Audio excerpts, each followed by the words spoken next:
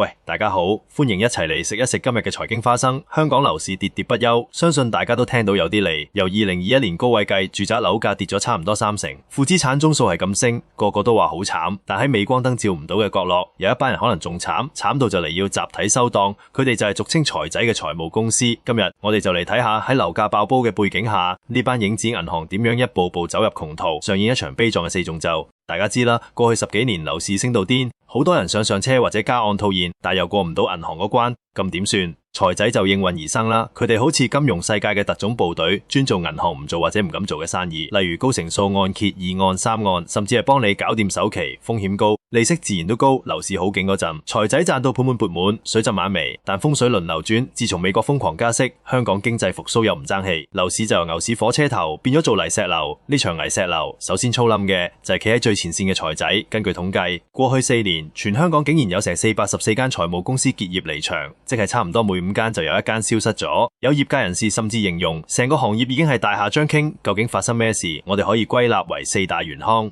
第一重打擊就係按揭業務大縮水，呢個好易明。而家樓市一潭死水，成交量低迷，仲邊有咁多人走去借錢買樓？就算有，好多都係實力買家，直接揾銀行做按揭，利息又平啲。財仔嘅主要收入來源即係做新樓按，可以話係斷咗纜，冇新水口入，舊數又收唔返，條數點計都唔掂，生意難做都算啦。最慘嘅係之前借出去嘅錢隨時變晒做炸彈，呢個就係第二重打擊，減值虧損倍增。咩叫減值虧損？簡單講，財仔借錢出去，通常會攞層樓做抵押。例如層樓值1000萬，佢借700萬俾你，但而家樓價跌咗30%，層樓只係值翻700萬，甚至更低。根據會計準則，財仔就喺自己盤數度將呢筆貸款嘅價值調低成一筆未實現嘅損失。特別係工商鋪市場跌得仲甘，有啲跌幅甚至超過70%。你試諗下，你手上揸住一大堆跌緊價嘅抵押品，盤數點會好睇？呢啲減值虧損就好似一個個無底深潭，不斷陷蝕緊財仔嘅資本。好啦，你可能會話個客還唔到錢，咪收樓咯，收咗層樓賣咗佢咪得？少年，你太年輕了。呢個就帶出第3重打擊，資產變現極之困難。而家個市咁靜，你想賣樓都未必有人接貨。更致命嘅係，銀行為咗控制風險，大幅收緊咗對工商鋪物業嘅按揭審批，即係話，就算有買家想買你收翻嚟嘅鋪位或者寫字樓，佢都好難喺銀行借到錢，買家借唔到錢，你層樓自然就賣唔出，啲資產就喺手度，變唔到現金，財仔嘅資金鏈就隨時會斷裂。呢個情況就好似打麻雀，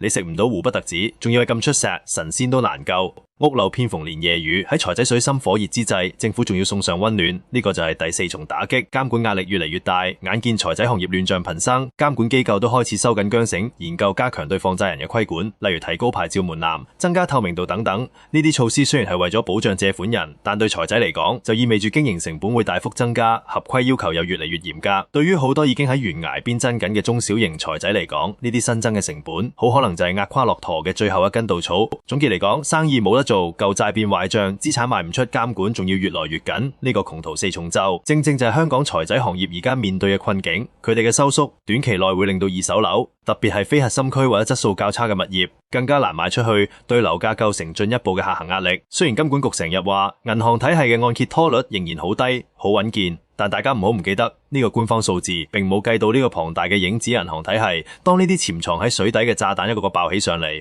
會唔會引發連鎖反應，衝擊到成個金融體系嘅穩定？呢個問題值得我哋繼續觀察落去。今日花生仔就講到呢度，記得 like 同 subscribe 支持我哋。唔好意思留言分享你嘅樓市睇法，或者想我哋下一集講啲乜，下次再見。